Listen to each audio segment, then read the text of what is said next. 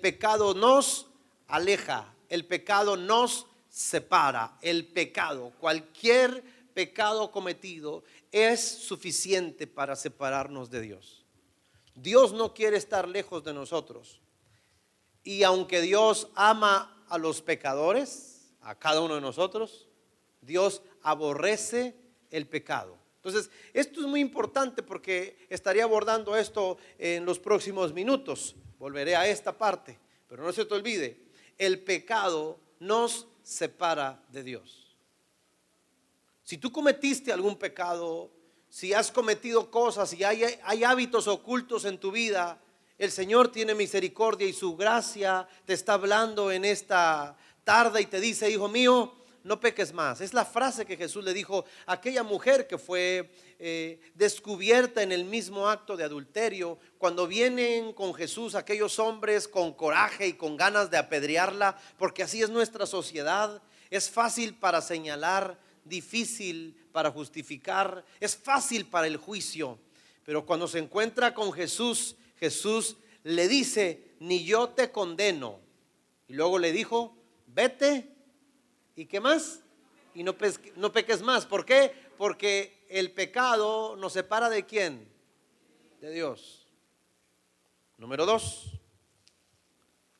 El pecado nos separa de Dios, pero el miedo nos separa de nosotros mismos.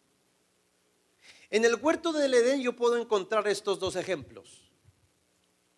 El hombre pecó y el pecado lo separó de Dios, de su presencia. Dios ya no pudo comunicarse con Adán porque él había pecado. Es la primera separación y la más dolorosa. Pero la siguiente separación, no menos importante, es que el hombre por el pecado experimentó el miedo. La palabra de Dios dice en Génesis, cuando el hombre peca, si me acompañas a Génesis capítulo 3, para a cada punto darle sustento bíblico de lo que estamos hablando. Esto no es una ocurrencia, el pensamiento es un sustento bíblico. Génesis capítulo 3 dice el versículo 9: mas Jehová Dios llamó al hombre, Génesis 3:9, y le dijo: ¿dónde estás tú? Él respondió, fíjate lo que respondió: oí tu voz en el huerto y tuve miedo porque estaba desnudo y me escondí. No se estaba escondiendo de Dios, estaba huyendo de sí mismo, de su propia vergüenza. Hay un texto que dice en Proverbios: huye el impío sin que nadie lo persiga. Hay una ley en la psicología dinámica que se le conoce como la ley del espejo, que vemos en los demás lo que estamos reflejando nosotros. Otros le llaman proyección o nos proyectamos. Nos molesta en los otros vernos a nosotros mismos. Cuando dos familiares chocan mucho, muy probablemente se parecen en el carácter, en la forma de pensar, en la forma, hasta el tipo de comidas. Les gusta lo mismo y chocan mucho. ¿Por qué? Porque hay un parecido. Como que nomás nos gusta ser únicos, ¿verdad? En el teatro de la existencia. Pero cuando hablo de que el miedo, el temor nos separa de nosotros mismos, hay una comprobación social. Todas las fobias, todos los trastornos, todos los temores, todas las ansiedades y todo lo que tenga que ver con el elemento miedo está relacionado a que el hombre hay un autosabotaje, una autotraición. Porque el peor de los temores no es el que podemos experimentar naturalmente. Si por aquí entra un tigre o vemos muchas serpientes entrando, vamos a correr porque no queremos que nos hagan daño. Ese es miedo externo, natural. Mi cuerpo pues se pone alerta. Si entran algunos perros que esos que muerden, Rottweiler, pues nadie quiere estar frente a ellos. Ese no es el temor del que estoy hablando, porque ese se llama supervivencia. Estoy hablando de la gente que tiene miedo pero no tiene razón para tenerlo. Estoy hablando de las personas que tienen inseguridades pero no tienen razón para hacerlo.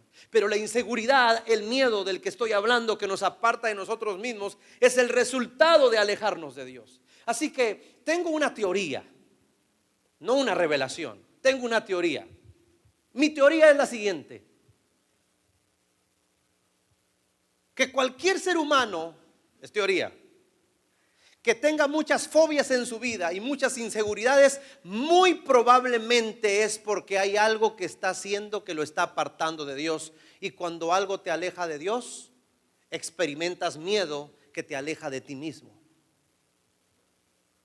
Mi teoría es que cuando volvamos a Dios, cuando volvamos a casa, cuando experimentemos su gracia y su favor, en ese proceso también vamos a recuperar las inseguridades que estaban dentro de nosotros y que se vieron manifestados a lo largo de nuestra vida, incluyendo obviamente la historia de nuestra infancia.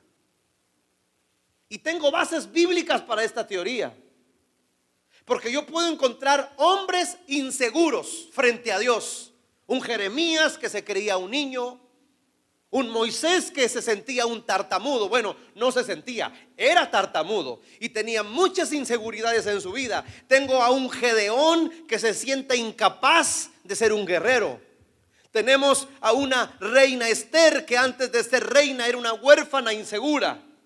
Pero resulta que también en el Nuevo Testamento tenemos hombres inseguros. Jesús tomó a 12 hombres que lo dejaron solo al momento de la crisis. Hombres que corrieron, uno lo traicionó, otro lo negó, los otros 10 salieron corriendo. Pero estos que son inseguros, con el paso del tiempo y del proceso de Cristo en sus vidas, los convierten más que valientes. Y qué curioso, tú puedes ver en los evangelios que esos hombres salieron corriendo, pero meses o años después, esos mismos que salieron huyendo con valentía enfrentan la muerte, predican a Cristo. Pareciera ser que ya son otras personas, como que perdieron el miedo porque se reconciliaron con Cristo. Debes saber que siempre que pecas le abres la puerta al temor, no solamente a la condenación.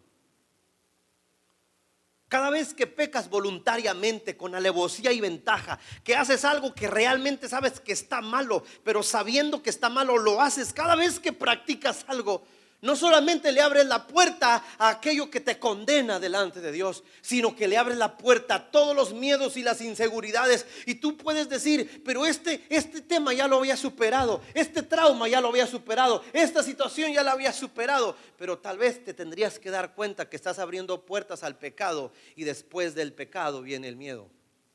Porque cuando Adán abrió la puerta para el pecado, después experimentó el miedo. Entonces, ojo lo que voy a decir. Lo que estoy diciendo: el pecado me aleja de Dios, pero el miedo me aleja de mí, y empiezo a huir de mí mismo. Tengo temores, tengo inseguridades. Mi otra parte de yo me dice: no tienes la capacidad, no te va a salir bien, todos te odian, no vales nada. Eso es una voz interna. Y la gente dice: es que es el diablo. No, hay que saber interpretar eso. Esa es tu voz,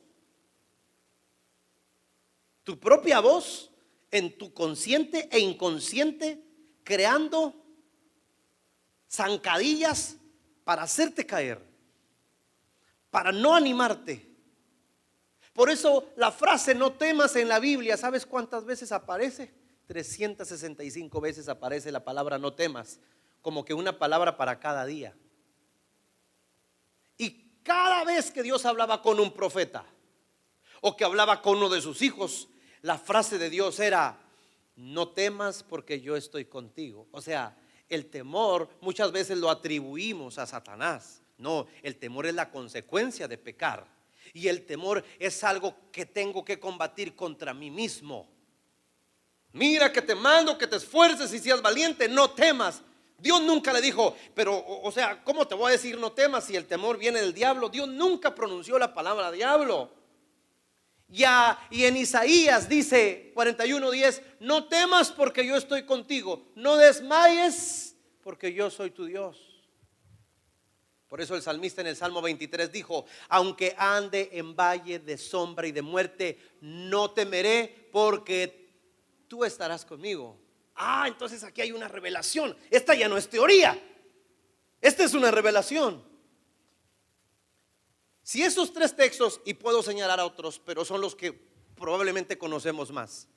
El primero de Josué: no temas porque yo estoy contigo. Entonces el no tener temor está relacionado a que Él está conmigo. ¿Estamos de acuerdo?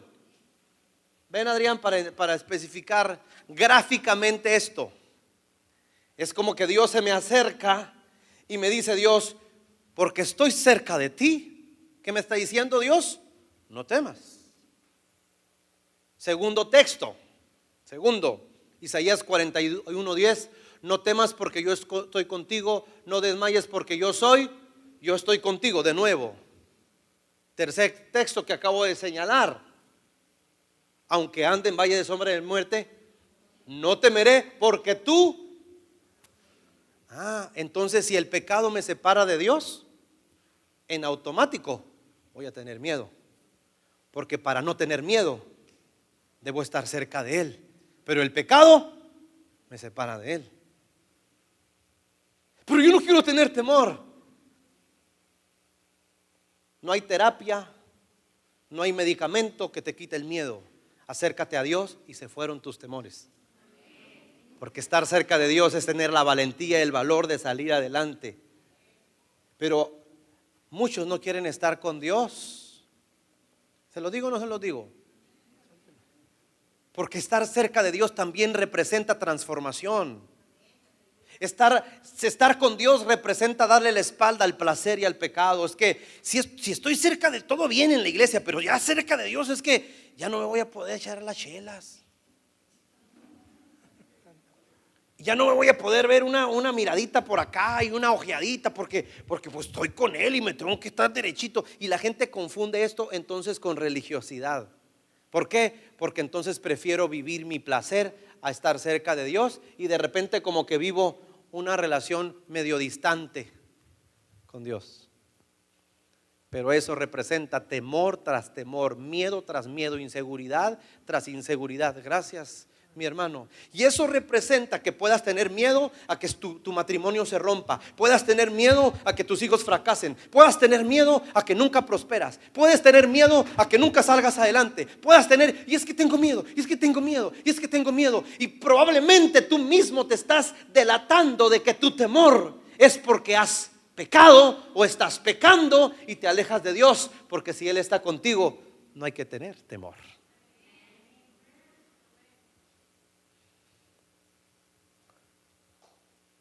El pecado te aleja de Dios, pero el temor, el miedo te aleja de ti. ¿Me estoy explicando? Ahora, tercer separación. Las malas decisiones nos separan de nuestros seres queridos. Génesis 3 de nuevo, para tener el sustento bíblico que yo les estaba señalando. Génesis capítulo 3, versículo 10. Y él respondió: oí tu voz en el huerto y tuve miedo porque estabas desnudo y me escondí. Y Dios le dijo, el 11: ¿quién te enseñó que estabas desnudo? O sea, ¿quién te dijo eso? Y luego, ¿has comido del árbol del que yo te mandé no comieses? O sea, tomaste la decisión de comer de lo que te dije que no comieras. ¿Y qué respondió él? ¿Cómo fue la respuesta? La mujer que me diste, ya no es su carne de su carne, ¿verdad? Las malas decisiones nos alejan de nuestros seres queridos. Usted decida por la droga y usted está alejando a la gente de su familia. Decida por el adulterio y la infidelidad y estás alejando a tu familia de tu vida. Decide por la rebeldía, por Barrabás, por los amigos que son del barrio, de esos que todo lo ven divertido, que no estudian, no trabajan. Decide por ellos y las malas decisiones te alejan de tus seres queridos. Ahora, entonces tengo tres problemas. El pecado me aleja de Dios, el miedo me aleja de mí, pero mis malas decisiones me alejan de mi gente, incluyendo a la esposa, incluyendo a los hijos, incluyendo a los amigos. ¿Quieres restaurar tu relación familiar? Toma buenas decisiones. Porque tal vez la decisión de ser un corajudo, de no trabajar en la ira, de no trabajar en aspectos importantes de tu vida, de la transformación del carácter, te aleja.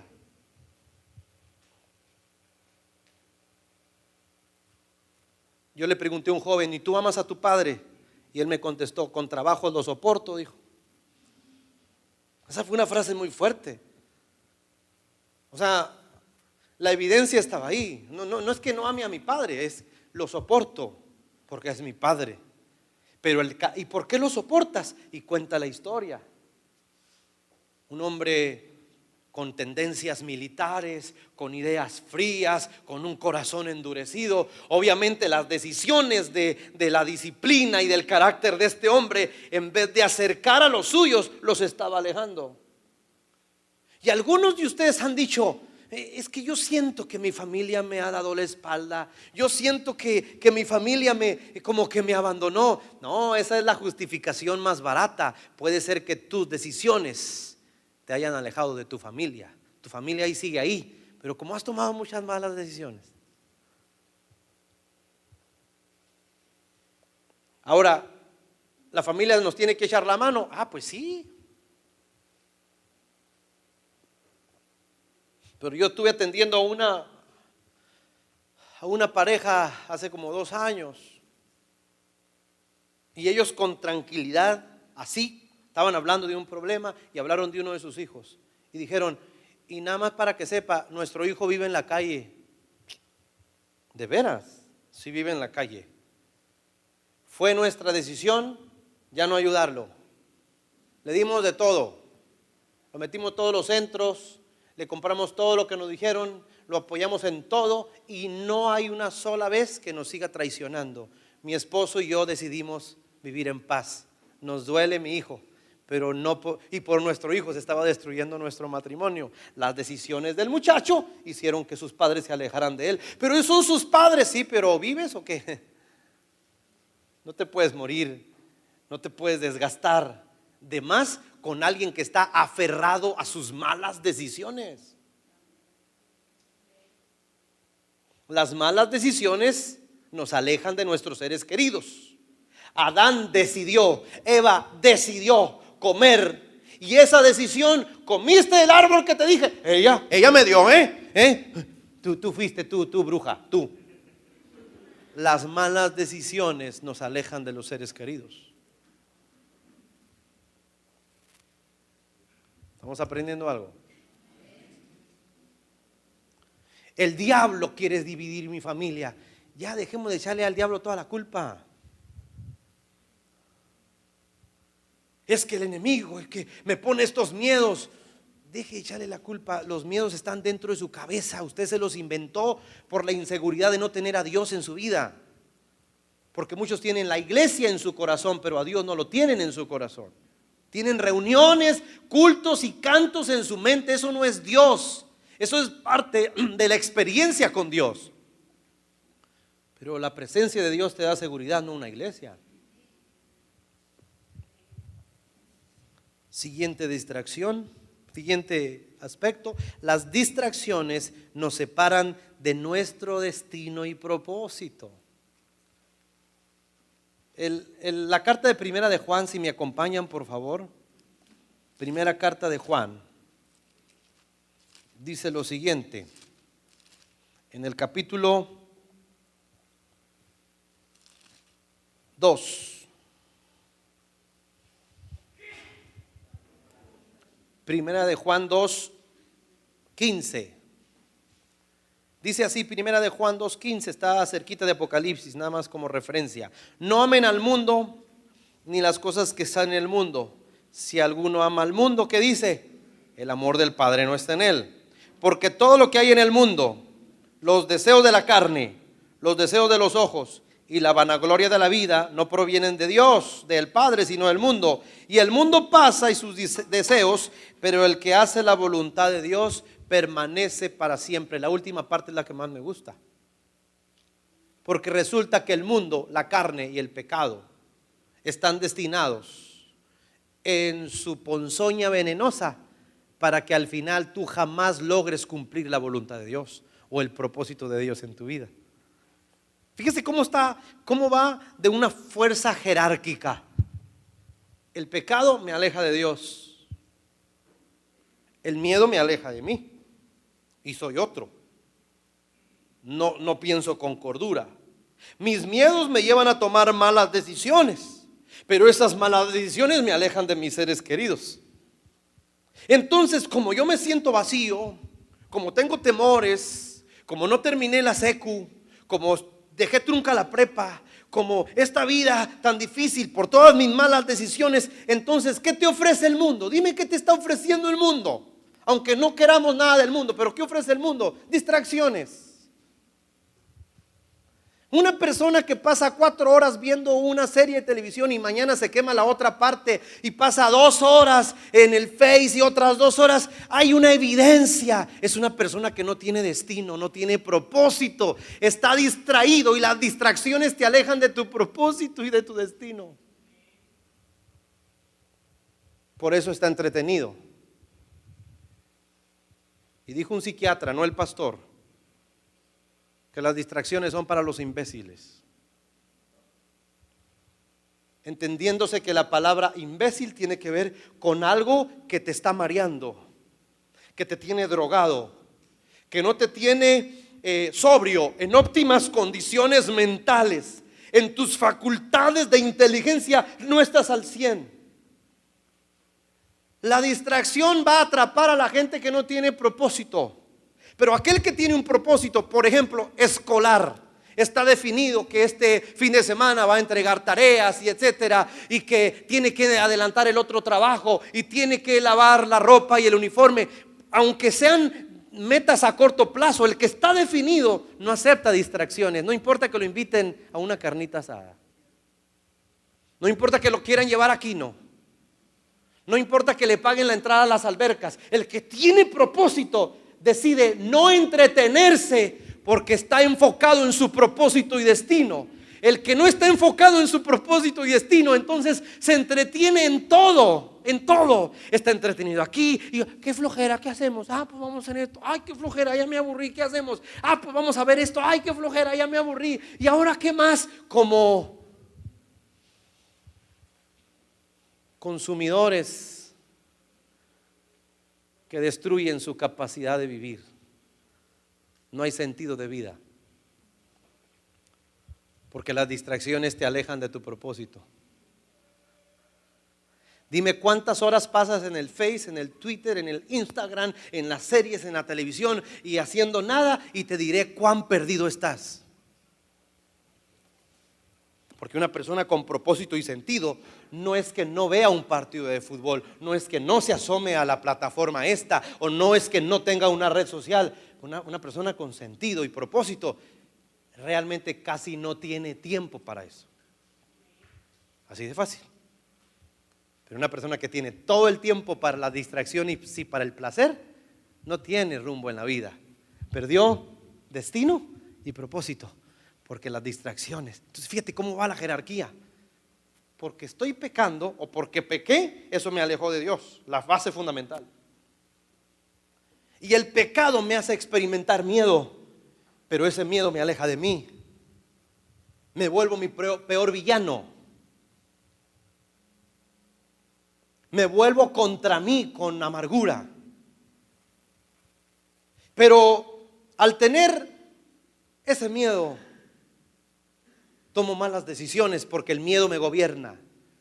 Y al tomar malas decisiones me sigo alejando. Después de alejarme de mí, me alejo de los seres queridos. Estoy lejos. Estoy en la casa, pero no le hablo al esposo, no le hablo a la esposa. Estoy enojado con los hijos. Estoy enojado con todo mundo. Porque todos están mal. Sí, es que es normal. Todo viene de allá.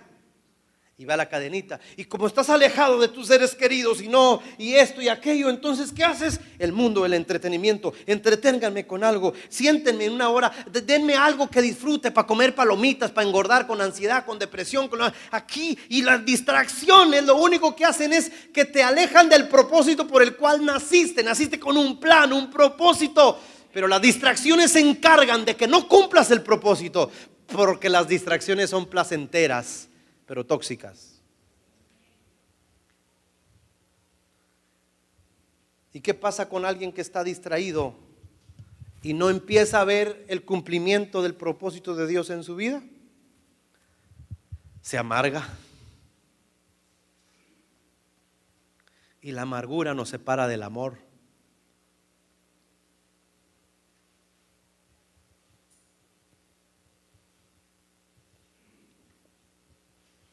Una persona, aunque pase horas haciendo nada en su vida, pase días, pase semanas, meses y años, cuando tenga 40 y tantos, 30 y tantos, 20 y tantos, 50 y tantos, y se dio cuenta que no ha hecho nada de su vida, empieza a crecer la raíz de amargura, porque entonces se dio cuenta que su vida hasta ese día no tiene sentido. Se amarga porque su primo ya se casó, se amarga porque su amigo ya puso una empresa, se amarga porque aquel ya se ha ido adelante, se amarga porque aquellos tuvieron sentido, porque el otro se fue del país y le va bien, porque aquel se amarga y se va a juntar con los amargados, que están frustrados porque él dice, ¿y mi vida? Que la amargura te patrocinó la existencia. Muchos parece que están patrocinados por la amargura, nomás con verles la cara dices, patrocinador oficial, amargura.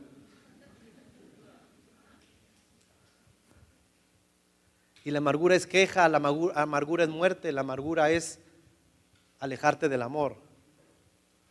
Porque una persona amargada se enorgullece. Un amargado en su orgullo dice, yo no necesito de nadie. ¿Y sabes qué? Eso es amargura. Porque todos necesitamos de alguien. Tal vez no de todos, pero siempre necesitamos de otro. Yo mejor no me caso. Así mejor. Claro, porque no te han llegado. No, yo así. Es mejor solo que mal acompañado. Bueno, esa frase está muy buena. Pero quédate solo y ten 49 años, 55, 60 años, solo. Y te vas a dar cuenta que la frase de tu juventud solo era un fracaso anticipado. A menos que seas eunuco y Dios te tenía planeado para hacer algo especial en su obra. Si no, la amargura es peor. Y si nos vamos a la inversa, yo veo gente amargada, sí, porque están distraídos. Se distrajeron en tantas cosas que no les dio provecho. Se amargaron por tantas distracciones que los alejó de su propósito y los concentró en puras tonterías de la vida. Y es que esas distracciones es porque se alejó de su familia por las malas decisiones. Y tomó malas decisiones porque era una mujer o un hombre con temores. Pero todo nos lleva al fundamento, y es que sus temores están basados en que solo iba a la iglesia, pero Cristo no vivía en su alma. Se alejó de Dios por el pecado. Si vuelves a la fuente, te brincas directo en directo y vienes a Dios como un padre. El padre lo que hace, ¿qué hizo el padre cuando recibió el hijo pródigo? ¿Alguien lo recuerda? Le regresó exactamente todo lo que tenía. Le hizo fiesta, le puso un anillo, le dio su beso, le cambió la ropa. No tuvo que venir por el proceso por donde se fue. Él llegó directo con el Padre y el Padre le restituyó todo y le dio sentido de propósito. Cuando tú vuelves al Padre de corazón y recibes la paternidad que es la identidad en Cristo, tu vida empieza a tener sentido. dejas de tener distracciones y empiezas a tomar buenas decisiones. Regresas a estar con los tuyos, empiezas a pedir perdón a la gente que heriste, empiezas a pedir disculpas las cosas que hiciste, y de repente aquel hombre y mujer que tenía miedo empieza a tener seguridad, valor, porque el Espíritu Santo viene sobre ti. Y la Biblia dice: Dios no nos ha dado un espíritu de cobardía, sino de poder, de amor y de dominio propio. Y experimentas el poder de Dios, y experimentas Hechos 1:8, que dice: recibiréis poder cuando haya venido sobre vosotros el Espíritu Santo. Y entonces, cuando vienes al Padre, lo que estás consiguiendo es recuperar todo, aunque hayan pasado muchos años. Qué grande es la gracia de Dios, qué grandísima.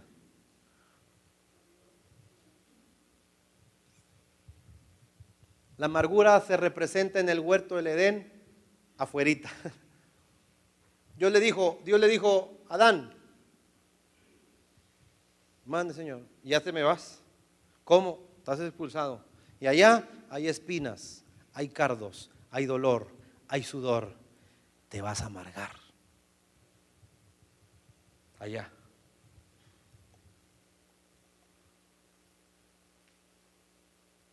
Espinas representa dolor.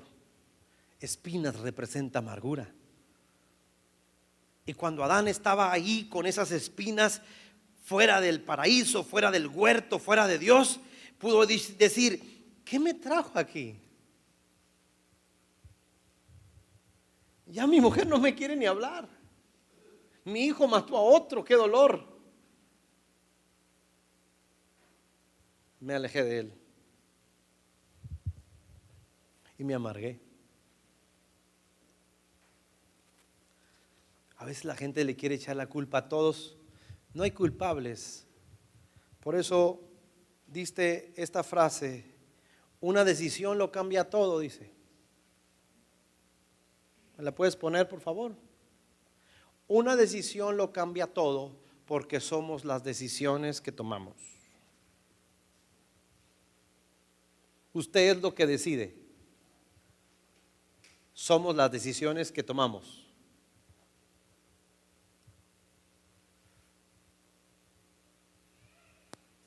Y por último quiero decir: el orgullo es una manera de perpetuar el pecado en nuestras vidas.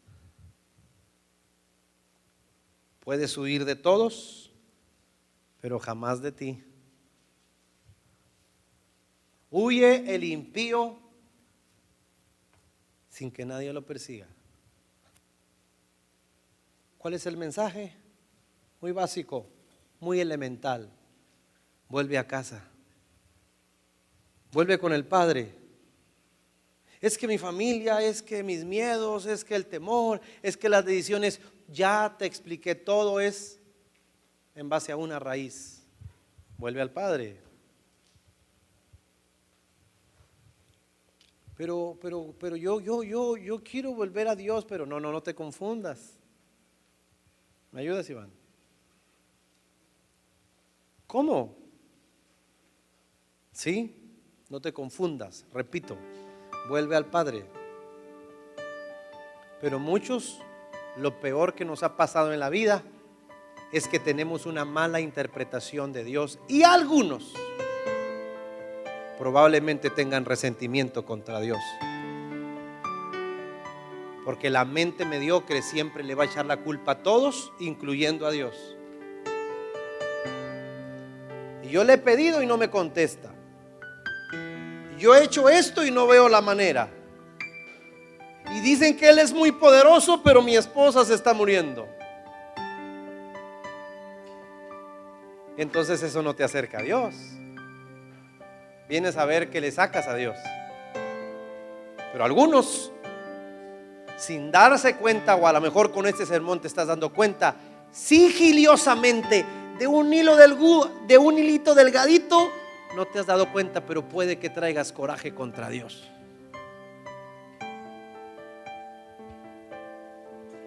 Y puede que llegues a decir: es que yo le pedí y pastor, ¿se puede tener resentimiento contra Dios? Pues por supuesto, Dios es una persona. ¿Está mal tener resentimiento? Pues sí. ¿Por qué se fue el hijo pródigo de su casa? Me importa mi papá, pero ¿qué lo hizo volver? Los golpes de la vida. Y dijo, mi papá es bueno, yo era el malo, él era bueno. ¿Sabes que Dios es bueno? Y te está diciendo aquí, yo nunca he dado un paso atrás, nunca. Estoy en el mismo lugar para ti de siempre. El que se ha ido marchando eres tú, y me culpas de la distancia cuando los pasos hacia atrás los diste tú.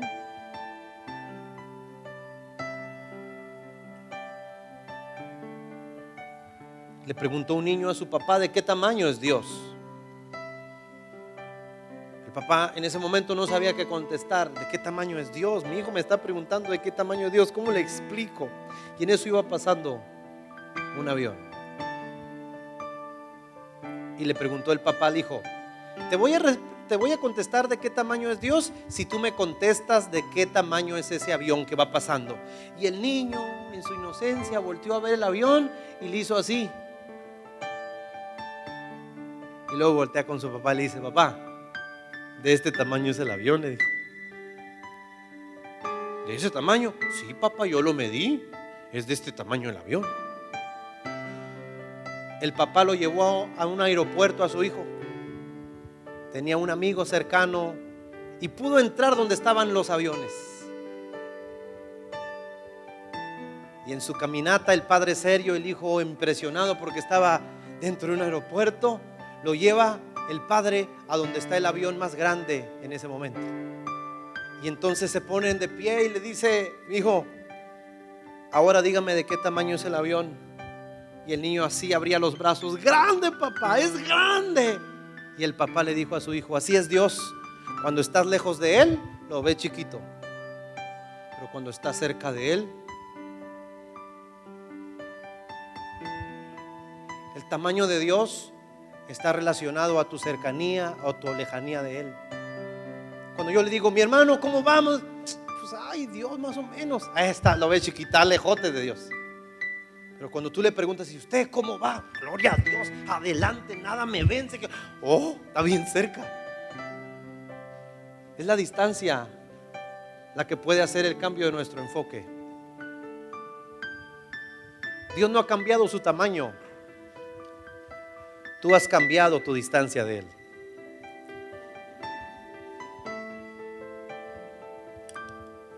Dios sigue teniendo el mismo tamaño de siempre.